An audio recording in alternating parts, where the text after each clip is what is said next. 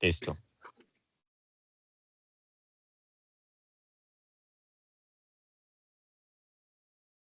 Listo, ya.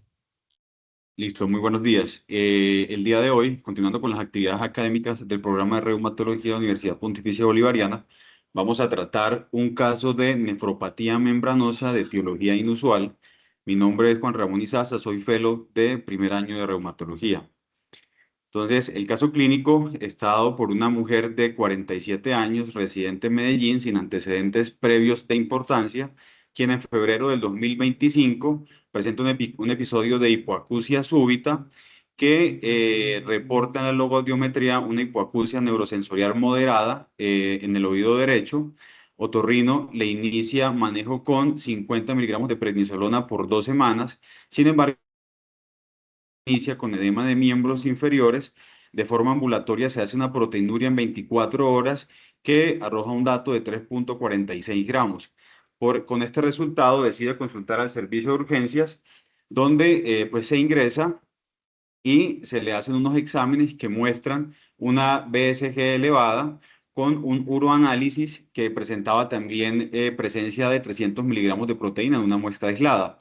La función renal estaba conservada, no había tampoco presencia de sedimento. Se continúan los estudios, se descarta una etiología infecciosa con la prueba de ELISA-VIH y toda la serología para virus hepatotropos. Se decide hacer un perfil autoinmune que reporta entonces unos ANAS 1 en 320 con un patrón AC21, unos ENAS con un Rho positivo mayor a 200 y un RNP de 32, anti-DNA y anti-MPO negativos sin consumo de complementos.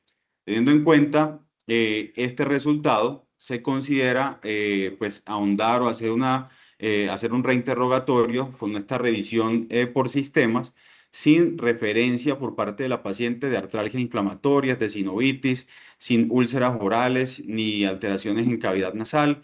No había alopecia, caída del cabello, fotosensibilidad ni Raynaud. Ya pues se había solicitado también la biopsia renal y en la biopsia renal lo que se reporta es pues inicialmente acá tenemos que teníamos 26 glomérulos para analizar, entonces lo que le hace una muestra pues adecuada para su análisis y reportan principalmente el engrosamiento de la membrana basal capilar con unos detalles que aquí pues estoy resaltando, que es la proliferación celular mesangial, el ensanchamiento del mesangio en la microscopía de luz y en la inmunofluorescencia la presencia entonces de IgG, IgA, IgM, kappa, lambda, C3 sin presencia de C1q. En la microscopía electrónica, entonces, pues se confirma y se hace una medición del grosor de la membrana basal de aproximadamente 500 nanómetros y además se hacen unos reportes importantes o que nos ayudan al diferencial de esta entidad, que son los depósitos de complejos inmunes en el mesangio y también las inclusiones tubulointersticiales en las células endoteliales.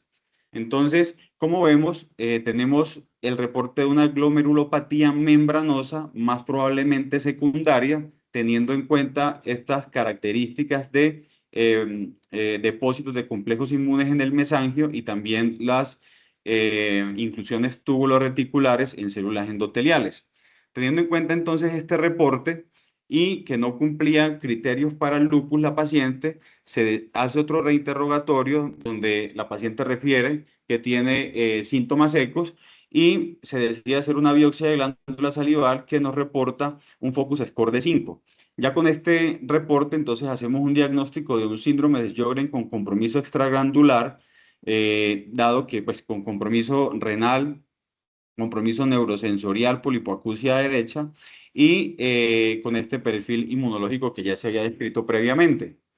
Entonces, con esto empezamos a mirar cómo se asociaba la nefropatía membranosa con síndrome de Sjögren y para eso vamos inicialmente a hablar un poco de la nefropatía membranosa en general. Recordemos que la fisiopatología de la nefropatía membranosa está dada principalmente por engrosamiento de la membrana basal, pero también por los depósitos epiteliales, que son los que me van a generar daño podocitario. Este es otro esquema donde podemos ver cómo la formación de inmunocomplejos empieza a depositarse en la cara externa de la membrana basal y empieza también a generar alteraciones en los podocitos. Cuando estamos hablando de nefropatía membranosa primaria, hay un antígeno podocitario que es el protagonista, que es el antígeno PLA2R. Este antígeno, digamos, es el que me va a sensibilizar y se van a generar anticuerpos que se van a unir a este antígeno y me van a formar inmunocomplejos en esta zona, en la zona subepitelial, y me van a generar daño podocitario, dado que me van a activar el complemento, y por esta activación del complemento va a haber activación del complejo de ataque membrana y daño podocitario, que es el que me va a terminar generando la proteinuria en esta entidad. Y la proteinuria pues va a ser el marcador principal. Ahora bien, cuando estamos hablando de nefropatía membranosa, tenemos que tener en cuenta que también existen unas causas secundarias de esta nefropatía y está dado por algunos antígenos que se van a asociar con algunas entidades, por ejemplo, malignidad, para el caso de este antígeno, también otros antígenos que se asocian con enfermedades autoinmunes y también los antígenos que se asocian con enfermedades infecciosas que pues lastimosamente no se tiene disponibilidad hacia la medición de anticuerpos por ELISA y tampoco se hace pues una identificación. Pero la idea de esto es tener en cuenta que existen unos antígenos sobre los cuales se van a formar anticuerpos y de esta forma la presencia de inmunocomplejos y generalmente algunos van a estar asociados a entidades sistémicas donde ya empezamos a hablar entonces de nefropatía membranosa secundaria. Esta imagen es para recordar un poco el concepto de nefropatía membranosa. Entonces vemos que, pues, digamos, la cápsula de Bowman no hay proliferación extracapilar, tampoco hay proliferación endocapilar. Las membranas basales entonces se encuentran engrosadas y en algunos casos el mesangio puede estar aumentado. Y cuando está aumentado en nefropatía membranosa, generalmente se va a asociar con una causa secundaria. Entonces, eso es lo importante de pues mirar esa parte mesangial porque me está hablando de una enfermedad sistémica asociada. Lo otro es que la tinción, bueno, la tinción que vimos anteriormente es hematoxilina diosina, pero existe la tinción de plata metenamina, que es la que nos va a mostrar los spikes, que son los depósitos de inmunocomplejos en la parte subepitelial, que pues digamos es específica de esta entidad. Respecto a la inmunofluorescencia, vamos a ver que las membranas basales se van a ver irregulares, grumosas, y van a estar dados principalmente por la presencia de IgG y por la presencia de C3. Eh, Teniendo en cuenta esto y teniendo en cuenta que a nivel histológico se reportan unas características que hacen pensar en nefropatía membranosa secundaria, entonces tenemos que siempre hacer pues el descarte de las otras entidades. Acá pues tenemos que descartar, en esta diapositiva lo que quiero resaltar es el grupo grande de enfermedades a descartar, la malignidad, las enfermedades infecciosas, las enfermedades autoinmunes y también mirar la historia de exposición a medicamentos del paciente porque los AINES también se pueden asociar a este tipo de nefropatía. Ahora, ¿cómo va a ser el perfil clínico y el perfil inmunológico de la nefropatía membranosa? Entonces, estos pacientes generalmente su característica va a ser la presencia de proteinuria, generalmente por arriba de 3,5 gramos en el 75% de los pacientes, la hematuria, la elevación de la presión arterial, el deterioro de la tasa de filtración y los eventos tromboembólicos no van a ser tan frecuentes. Como vimos en esta paciente, pues tenía una tasa de filtración glomerular conservada, la presión arterial no estaba alterada y no había hematuria. Ahora, cuando queremos diferenciar un poco entre nefropatía membranosa primaria y secundaria ya desde el punto de vista demográfico y epidemiológico, entonces hay unas características que nos hacen pensar en causas secundarias. Por ejemplo, la causa secundaria pues va a ser más frecuente en mujeres. Desde el punto de vista de la presentación clínica, ambas van a tener una presentación insidiosa y su forma de presentación va a ser un síndrome nefrótico. Los síntomas extrarrenales entonces van a ser característicos de la nefropatía membranosa secundaria y generalmente en la primaria pues estos van a estar ausentes. Al examen físico lo que vamos a encontrar en la primaria son todos los hallazgos de un síndrome nefrótico, edema periférico, anasarca, mientras que en las nefropatías secundarias pues los hallazgos van a estar asociados a las posibles causas que me lo estén generando. En este caso, pues síntomas ecos, aquí es, digamos, por hablar un poco de los síntomas por explorar, pero pues se debe mirar también si se está pensando en malignidad, etcétera, cómo se deben explorar estos pacientes. Respecto a hipertensión arterial y hematuria, como les mencionaba, la frecuencia pues no es tan marcada, aquí hay un laxo pues bastante amplio, pero generalmente está por debajo del 25%. Respecto a la parte que nos vamos a encontrar. Entonces, generalmente en la nefropatía membranosa primaria, los niveles del complemento pues, van a estar conservados, no va a haber consumo del complemento, distinto a lo que puede pasar en Sjögren o en lupus. En este caso, pues el no estaba consumido.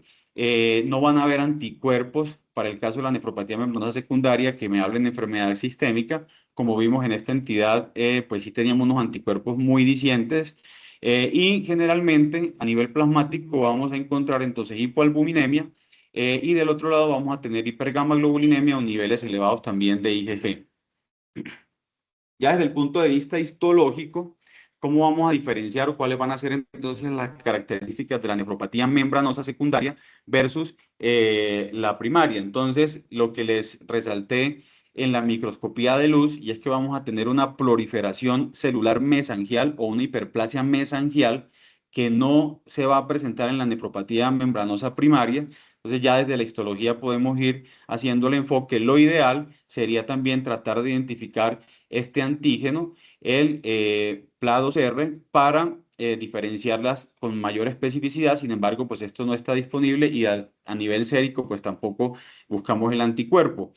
Ya en la parte de inmunofluorescencia, lo que las va a diferenciar principalmente, ambos van a tener presencia de IgG y de C3. Sin embargo, cuando se miran las subclases de IgG, membranosa primaria va a tener unas subclases de IgG4, mientras que en la nefropatía membranosa secundaria van a prevalecer las subclases no IgG4. Y una característica es que en la primaria el C1Q va a ser negativo y en la secundaria, cuando se asocia a lupus, este C1Q va a ser positivo y pues nos va a dar este patrón full house que es característico pues, de esta entidad. Sin embargo, como estamos hablando de un caso de síndrome de Sjögren, vemos que el C1Q pues, no estuvo presente en la inmunofluorescencia. En la microscopía electrónica, y acá pues cuando estamos hablando de nefropatía membranosa, la microscopía electrónica se torna importante dado que vamos a encontrar unos depósitos de complejos inmunes en el mesangio, que pues ya la microscopía la microscopía de luz nos estaba ya sugiriendo, y también vamos a tener unas inclusiones túbulo-reticulares en las células endoteliales que deben estar ausentes principalmente en la nefropatía membranosa primaria. Entonces, estas características, tanto a la microscopía de luz, a la inmunofluorescencia y a la microscopía electrónica, son las que nos van a diferenciar desde el punto de vista histopatológico, nefropatía membranosa primaria de la nefropatía membranosa secundaria. Este estudio es simplemente acá, digamos, para reforzar un poco el concepto del compromiso mesangial en la nefropatía membranosa secundaria. A estos pacientes a la biopsia renal se les identificó el antígeno PLA2R y vemos cómo los que eran negativos para el antígeno, o sea, los que probablemente o los que tenían una nefropatía membranosa secundaria a Sjögren, estos pacientes tenían un compromiso mesangial, un agrandamiento, una hipertrofia del mesangio, que nos ayudaba a diferenciar de la nefropatía membranosa secundaria, porque de todos modos en algunas poblaciones, sobre todo en la población asiática, la prevalencia tanto del compromiso renal en Sjögren y el compromiso de nefropatía membranosa primaria puede solaparse y por tanto aquí sí se hace pues muy importante mirar este antígeno. Entonces ellos a través de este antígeno de las diferencias, pues establecen y también refuerzan este concepto del compromiso mesangial en la histopatología. Ahora, ya vimos entonces, ya hablamos de la nefropatía membranosa cómo se clasifica en primaria, secundaria, cuáles son sus características clínicas, demográficas, epidemiológicas e histológicas para diferenciar entre ambos grupos. Vamos a hablar entonces un poco de cómo es el compromiso renal en el síndrome de Sjögren. Entonces, esto es un estudio, este estudio o esta revisión incluye unos estudios desde el año 2000 hasta el año 2014 de múltiples países donde se incluyen pues, en algunas series un gran número de pacientes y lo que nos está mostrando es cuál es la prevalencia del compromiso renal en el síndrome de Sjögren primario. Entonces acá vemos que en las series más grandes, que incluían, por ejemplo, estas 7.000 pacientes, tenía un menor al 1% en el compromiso. Sin embargo, aquí hay que resaltar algo y es que muchas veces la nefropatía, la nefritis intersticial, que es la más frecuente en síndrome de Sjögren, a veces no se tiene en cuenta o se subdiagnostica. Entonces, probablemente esto tenga también un impacto al momento de mirar estas cortes o de mirar estos números de estos estudios.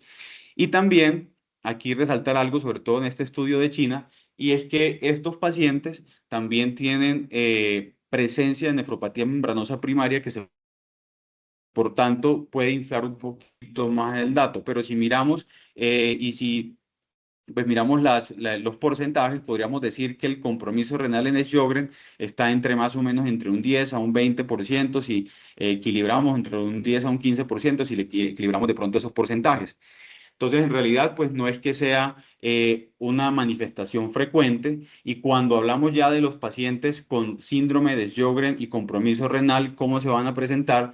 Vemos que lo más frecuente es que esta presentación sea subclínica o sea, digamos, con una sintomatología no muy florida que se va a caracterizar inicialmente por trastornos hidroelectrolíticos secundarios a la acidosis tubular renal, a diabetes insípida, síndrome de Fanconi, etcétera, nefrolitiasis y nefrocalcinosis secundaria a esta acidosis tubular renal.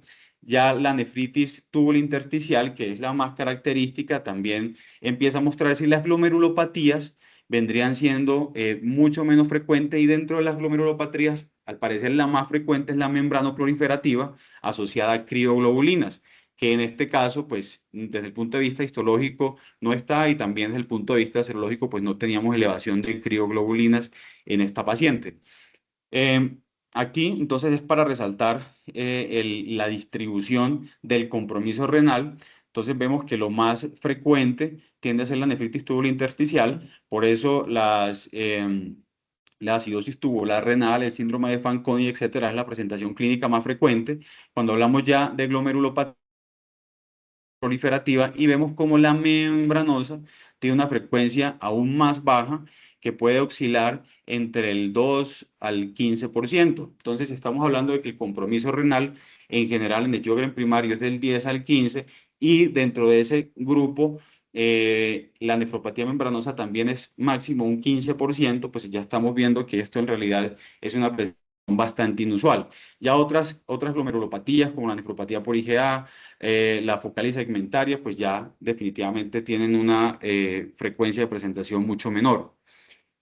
Acá, entonces también para mirarla, de pronto reforzar ese concepto de lo inusual de este tipo de glomerulopatía en el síndrome de Sjögren primario, entonces vemos como la frecuencia de presentación es baja, excepto en estos dos estudios que son asiáticos, son chinos, donde probablemente se encuentre solapada o algunos casos de nefropatía membranosa primaria, porque pues no se estudia el antígeno PLA2R de forma secuencial. Cuando vemos entonces en este estudio que ingresa a todos, o digamos, en esta revisión que va a tener en cuenta todos estos estudios, entonces vemos que en general, en las biopsias renales, la nefropatía membranosa está en aproximadamente el 15,32% de los reportes. Entonces, y jalonado un poco, pues por estos también estudios asiáticos. Entonces, vemos también que es algo bastante inusual.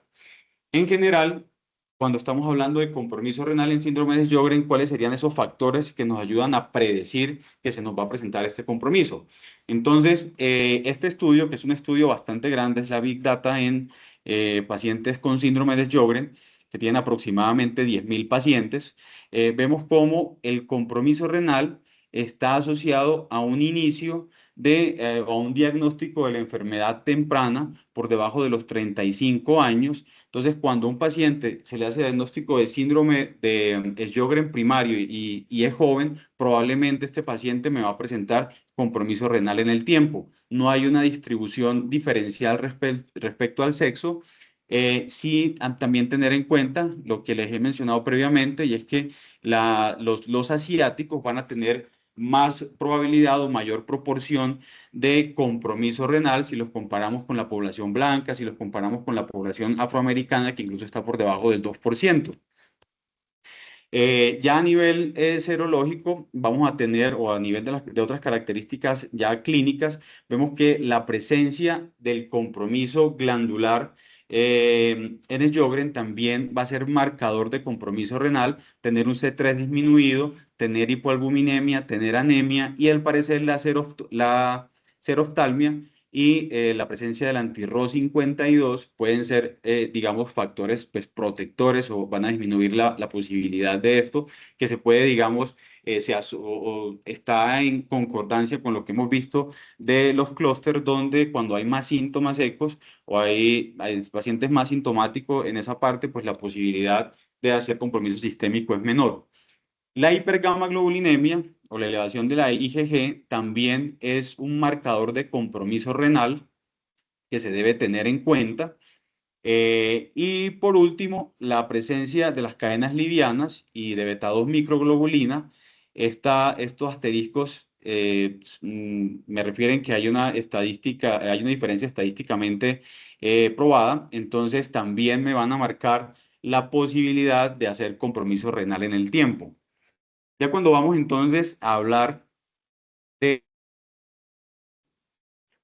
pues, en general, el tratamiento en el síndrome de Sjögren tiene que ver no tanto con el dominio, o digamos, los estudios se han hecho, no tanto con el dominio que está comprometido, sino con el compromiso sistémico en general. Por eso, para antes de hablar de tratamiento, pues recordar un poco el concepto de compromiso sistémico en síndrome de Sjögren. Recordemos que en la clinimetría lo que tenemos para medir este compromiso sistémico es la escala SDAI, donde tenemos 12 dominios y estos dominios también van a tener una ponderación diferencial que me habla de mayor compromiso sistémico. Entonces, dentro de los 5 dominios que tienen mayor ponderación se encuentra el compromiso renal. Entonces recordemos que este compromiso renal y en general los otros dominios los vamos a clasificar entre ausente, actividad baja, media y alta. No todos van a tener actividad alta, algunos van a quedar en actividad media, pero luego que hacemos esta clasificación, pues se multiplica por este factor y nos va a dar la actividad en general del SDAI. Para esta paciente, entonces, solo con la presencia de la proteinuria, ya la podemos clasificar como una actividad alta en el dominio renal, que al multiplicarlo por el factor, que es 5, nos va a dar 15, y ya por arriba de 14 estamos hablando de una severidad importante del síndrome de Sjögren.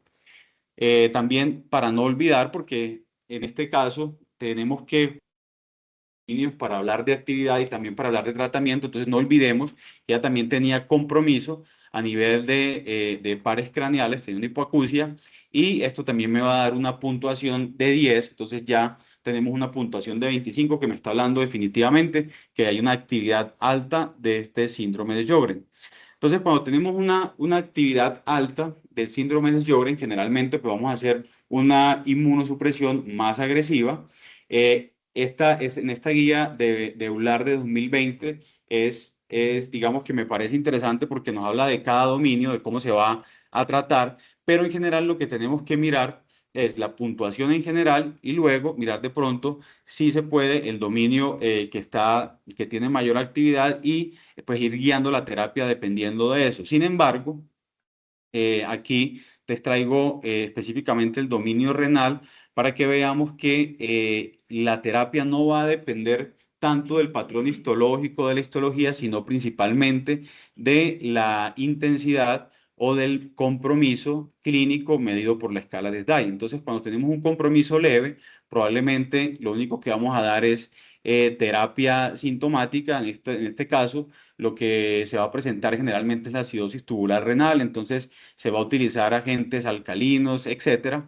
Cuando ya estamos hablando de una actividad moderada, entonces vamos ya a iniciar glucocorticoides, o la guía propone iniciar glucocorticoides orales a una dosis de 0,5 con inmunosupresores orales. Y una, em, cuando tenemos ya una alta actividad en este dominio, entonces, o en el SDAI en general, pues ya tenemos que hacer una inmunosupresión más agresiva, dar unas dosis de glucocorticoides más altas, y también tenemos que utilizar, pues ya en la guía propone rituximab y ciclofosfamida. Voy a más adelante a mirar cuáles son esos estudios que nos ayudan, o que son la base, pues que son estudios de realidad observacionales, no hay ensayos clínicos para esto, dado la baja frecuencia, pero esta es la forma como uno va a abordar el paciente que tiene compromiso sistémico, o donde el compromiso extraglandular es el que va a predominar en el síndrome de Sjögren. Voy entonces a mostrar algo de la evidencia enfocado sobre todo en cómo se ha, digamos, dilucidado un poco los medicamentos para el compromiso renal. Sin embargo, pues no hay ensayos clínicos. Estos estudios son estudios observacionales, eh, en donde se ha pues visto algunas diferencias, alguna mejoría en este dominio.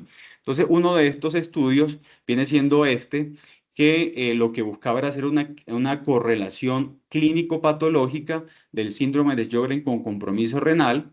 Este estudio fue realizado en la Clínica Mayo, y dentro de los 24 pacientes que se incluyeron en esta cohorte, entonces se menciona dos pacientes que tenían compromiso renal. Este compromiso renal era una nefritis tubulointersticial, que fueron tratados con ciclofosfamida, ya con un deterioro importante de su función renal, pero que ellos mencionan que se mantuvo en el tiempo. Aquí la ciclofosfamida que se usó fue a dosis fue la intravenosa, pero pues ellos no especifican muy bien la dosis a la que se usó. Y también mencionan que se usó pues esteroides, pero tampoco dan como mucha especificación de eso, dado que son estudios, pues en realidad son prácticamente series de casos. Esto respecto a ciclofosfamida. Cuando vamos a ver la evidencia de rituximab en el compromiso renal, esto está extrapolado de otros estudios, donde se tenía pues una entidad distinta. Por ejemplo, en este caso, este viene siendo de la corte francés, y acá tenemos entonces que se estaba mirando era cómo el rituximab en por crioglobulinemia en pacientes con síndrome de Sjögren, cuál era la eficacia y cuál era la seguridad de este medicamento en este grupo de pacientes específicos. Sin embargo, cuando ya mira uno dentro de los 23 pacientes que se incluyeron, habían dos pacientes específicamente que tenían compromiso renal. Ellos, con este compromiso renal, entonces se hizo, pues digamos, como cuál era la evolución de estos dos pacientes, y ellos mencionan que estos pacientes tuvieron una respuesta completa. Ellos definen respuesta completa como una mejoría de más del 50% del parámetro que estaba alterado, ya fuera la creatinina, la tasa de filtración, la proteinuria o la hematuria. Y también hablan de una respuesta inmunológica parcial, que básicamente la estaban midiendo a través de las crioglobulinas y los niveles de S4. Entonces, esta es la evidencia en rituximab, y ya vimos pues la evidencia en ciclofosfamida, que en realidad pues son prácticamente casos. Ya posteriormente, en el 2013, entonces se hace este estudio, que también es una cohorte retrospectiva. Esto es un estudio que se hizo en Grecia, donde lo interesante es que ya se incluyeron pacientes con compromiso glomerular. Se incluyeron acá en este caso, para el tratamiento con ciclofosfamida, se incluyeron 7 pacientes, y acá ellos mencionan que la dosis que estaban recibiendo era la dosis de 1 gramo por metro cuadrado. La recibieron mensual por 6 meses, y también estuvo asociada a bolos de metilprednisolona de 1 gramo por 3 dosis. Ellos mencionan que los desenlaces fueron favorables para 5 de estos 7 pacientes, porque 2 de estos pacientes, que son los que están señalados acá con esta flecha, presentaron o requirieron hemodiálisis. Entonces ya con esto pues se amplía un poco, digamos, la evidencia, siendo todavía pues muy pobre, sobre todo para las glomerulopatías y para el compromiso renal en general. En el 2013 también se publica este estudio también de la Corte Francesa de Pacientes con síndrome de Sjögren. Entonces incluyen 78 pacientes, pero ellos lo que querían mirar era la eficacia del rituximab, no específicamente en ningún dominio, sino en el compromiso sistémico en general. Entonces, ellos acá utilizan la dosis de rituximab que se utilizó, es la dosis de 1 gramo por 2 dosis en la mayoría de los pacientes. Específicamente el compromiso renal, pues no mencionan cuál fue la dosis que se utilizó, pero sí mencionan que en general el 15% de todos estos pacientes, de los 78 pacientes que se incluyeron, el 15% recibió la dosis de 372 miligramos por 4 dosis. Entonces, los que tenían un compromiso renal en este estudio eran apenas pues 6 pacientes y ellos mencionan que hubo una mejoría de este dominio en 5 de estos 6 pacientes. Tampoco especifican muy bien a qué se refieren con mejoría. Hablan de mejoría de la tasa de filtración, de la proteinuria, pero pues no dan unos parámetros más específicos. Entonces, digamos que esta vendría siendo incluso, es digamos como el estudio que más se referencia en el dominio renal, como el que incluyó más pacientes o el que tiene pues más fortaleza. Entonces vemos que definitivamente tanto el rituximab como el ciclofosfamida y en el componente renal del síndrome de Sjögren primario, la evidencia pues es bastante pobre, por eso en general la decisión se va a tomar es enfocada no en el dominio, sino enfocada en el compromiso sistémico en general. Como digamos, como la evidencia pues es tan pobre, también se extrapolan unos resultados que se hicieron en pacientes con nefropatía membranosa primaria. En este caso, este es un estudio donde se comparó entonces rituximab con ciclosporina. Acá lo que se quería mirar era si el rituximab era no inferior a la ciclosporina, dado que la ciclosporina ya tenía estudios desde el 2001, 15 años, más de 15 años antes, que mostraban que tenía un impacto en la nefropatía membranosa primaria. Entonces ellos comparan rituximab con ciclosporina. La dosis de rituximab era 1 gramo por 2 dosis, la dosis de ciclosporina era 3,5 miligramos kilogramo día. En este ensayo incluyó pacientes de Canadá y pacientes de Estados Unidos, 65 y 65 para cada grupo, y vemos cómo digamos, la remisión parcial o la remisión completa se sostuvo en el grupo de los pacientes con rituximab hasta el 60% a 24 meses, por lo que se consideró que el rituximab pues era superior a la ciclosporina y pues en la nefropatía membranosa, en la nefropatía primaria membranosa, pues por lo menos el rituximab ahí pues ganó ya más, digamos, ganó un mejor espacio y tiene una indicación mucho más clara. Entonces, esto pues también, estos datos se tratan de extrapolar un poco la nefropatía membranosa secundaria a enfermedades inmunes. Este es otro estudio, ya teniendo en cuenta que el rituximab pues, una eficacia en la nefropatía membranosa primaria, entonces lo comparan también con ciclofosfamida, pero esto, tener en cuenta que esta es una ciclofosfamida oral, este es un estudio de pacientes italianos que está hecho también en nefropatía membranosa primaria, incluyó 37 pacientes en cada brazo y lo que mostró básicamente era que no había una diferencia tanto en el grupo de los pacientes que hacían una remisión completa como en los que tenían remisión completa o remisión parcial. No había diferencia tanto en el grupo de rituximab como en el grupo de ciclofosfamida oral.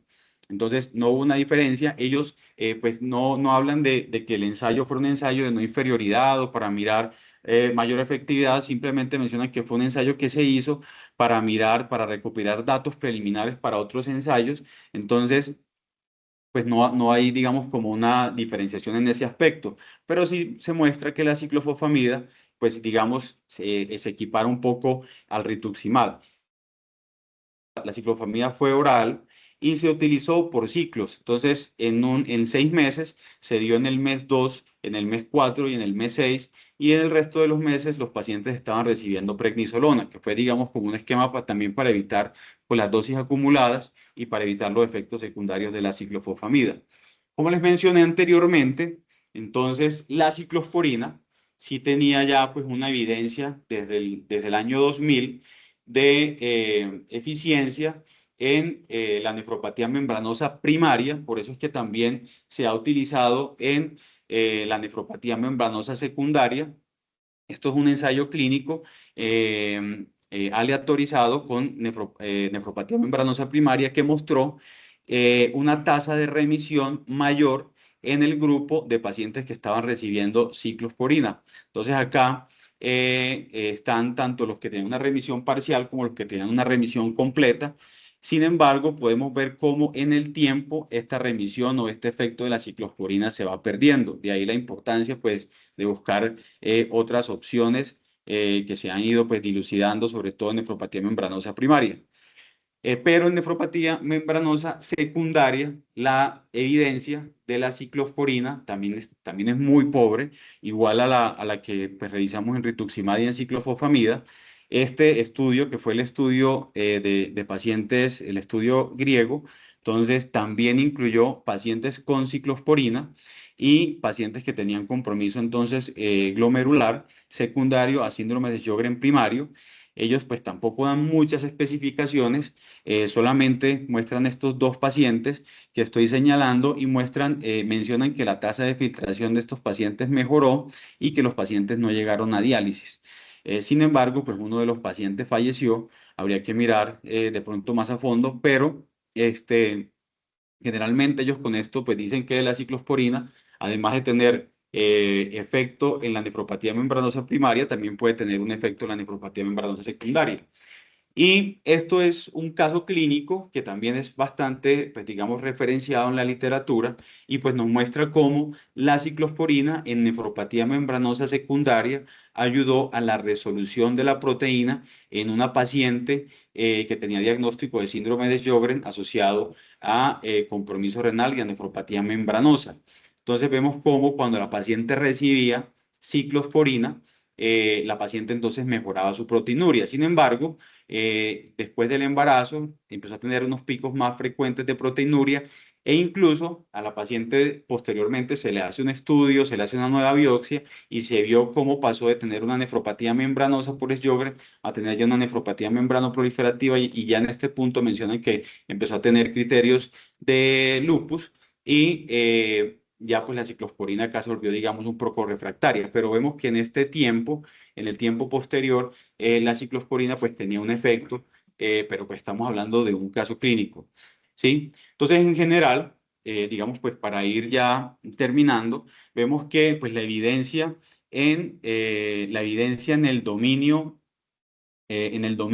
renal, pues es bastante pobre, dado que esto no es muy frecuente y menos si vamos ya a coger el patrón histológico, la característica histológica del compromiso renal.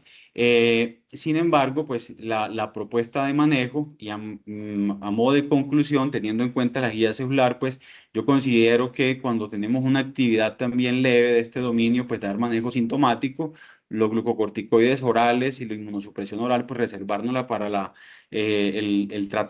actividad moderada, teniendo en cuenta que la actividad leve generalmente es benigna y puede mejorar en el tiempo. Y ya cuando tenemos una actividad severa, pues definitivamente hay que hacer una inmunosupresión más fuerte.